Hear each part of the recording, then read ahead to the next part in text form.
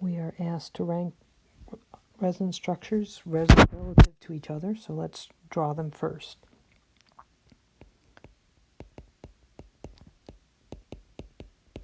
We need to count up the number of electrons that are available. So we add up the valence electrons. We see that there's a negative charge associated with this structure, so we know that we need to add an extra electron. And so we have a total of 16 valencies,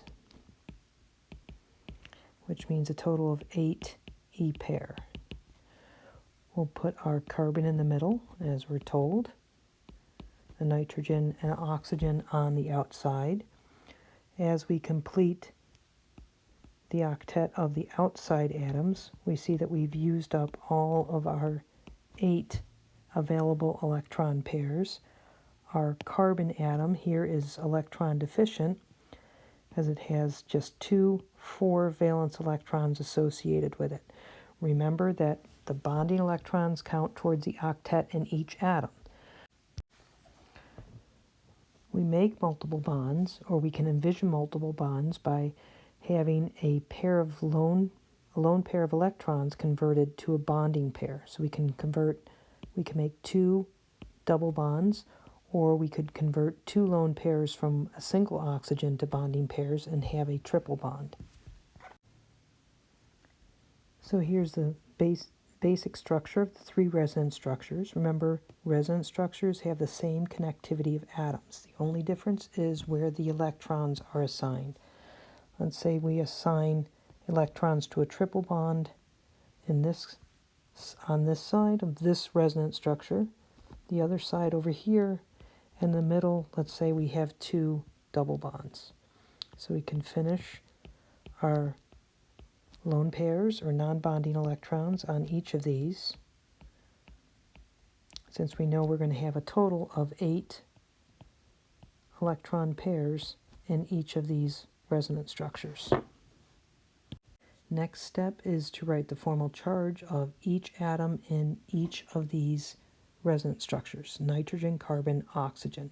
So remember, the formal charge is the group number of that atom minus the number of non-bonding electrons it has minus the number of bonds that it forms. We have our formal charges assigned. We'll go through our rules. The first rule is that the most preferred is the one where all formal charges is 0. That doesn't apply to any of our situations here, so we go to the next one, and that's with the ones with the +2 or -2 are least preferred.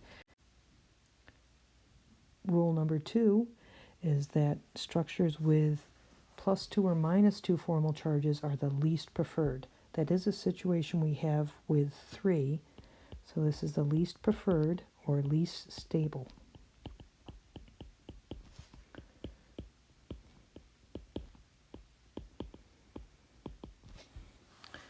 Let's continue on so we can distinguish between 1 and 2. 2 consecutive +1s or -1s are unfavorable. We don't see that in either of these. But so we go to 4, and it tells us the one that's best is if we have the -1 on the more electronegative atom. We look at the first structure.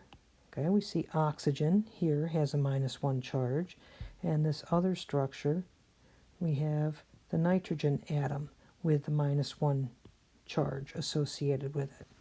So structure 1 is going to be preferred since oxygen is more electronegative than nitrogen. So structure 1 is the best, structure 2 is the next best, and structure 3 is the worst.